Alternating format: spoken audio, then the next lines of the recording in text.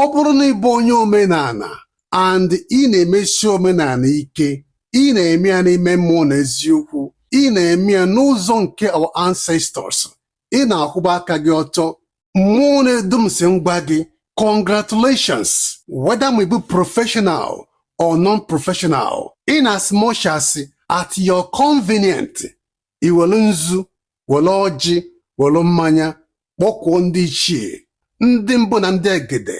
I am telling you again, congratulations to you. The reason why mmụọ ji si mgba gị si gị congratulations wee bụlụ 2 years ago down to 50 years ago, ị na-anụ maka fake pastors. O nweghị ife dịka fake pastor. Anyị enwela idea, anyị amalọ na-enwere ife dịka fake pastors. These people were reigning and reigning. We never knew that now these people are all fake. Until 2 years ago, ka anyị bidoziri malabazie that na ndị a niile are all fake. Anyị maara ndị dibịa as people na-enwere address. But kemgbe 2 years ago, ka fake dibịa si bidoziri wee na-ewi. This pastor in the screen made a video recently.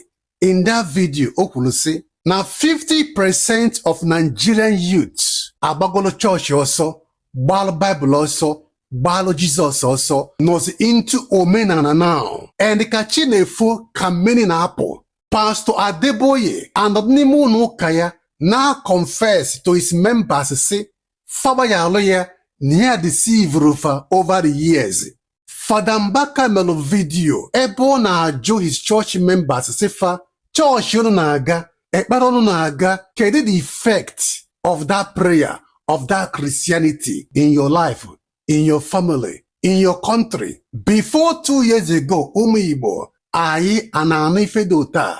Fadila confess like this. But on the mmụọ ị na-akpọku, ọfọ nna gị na-akụ n'ala, your ancestors ị na-akpọku, all came 2 years ago. Somebody like me and you were page anyị wee na-eme ndị expose, na-emepe our people anya ka ife ndị a niile bido wee na-eme. All because of nzu na mmanya na-atụ na-akpọku our ancestors ka fa binie n'oge elugo. All since yanwa ka Christianity na-ada na anyị ka ọkụ by the day. Remember ụmụ Igbo that na all this fake dibias niile ndị niile na-emebisi omenala Igbo na fancha niile was once a Christian. Akwa ọkụkọ ji aka confess ya na ya serve ime Catholic, the same thing Maazị Dibia, Eke Hiti, and many others.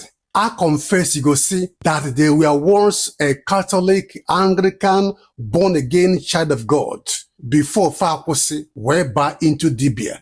Many of them ekwusi n'ife ọjọọ na-eme n'ime Christianity, ife ọjọọ fa follow n'aka their pastors, reverend fathers, bụ ife mere fafa ji pụọ wee bido Dibia, including me. Emego multiple video gwunu si unu na ife melu nji gbalụ chọọchị ọsọ bụ ife ọjọọ niile m follow n'aka the pastors niile nserve under, nji wee chọpụta wee gba ọsọ wee si never again ka m ga-atụ okwu n'ime chọọchị. Unu niile like me, ndị ji page fa eme evil pastors, Christianity exposed, emepe our people anya kafa chọpụta the danger, the evil, criminality and deceit nọ n'ime Christianity. My ancestors sị m gwa unu congratulations, keep it up, do not give up, victory is around the corner, your prayer is working, Christianity is coming to an end. N'ime ana Igbo, onweghị ife ga-stop ya. Youth are living. The foundation of Christianity, n'ime ana Igbo particularly, is shaking, and very soon, oge collapse to zero.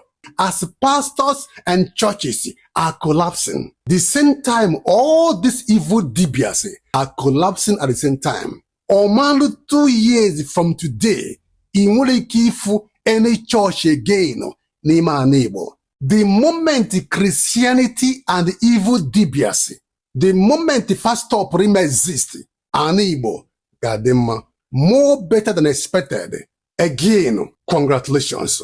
Keep it up, my people. I say, Keep it up. Our victory is already here.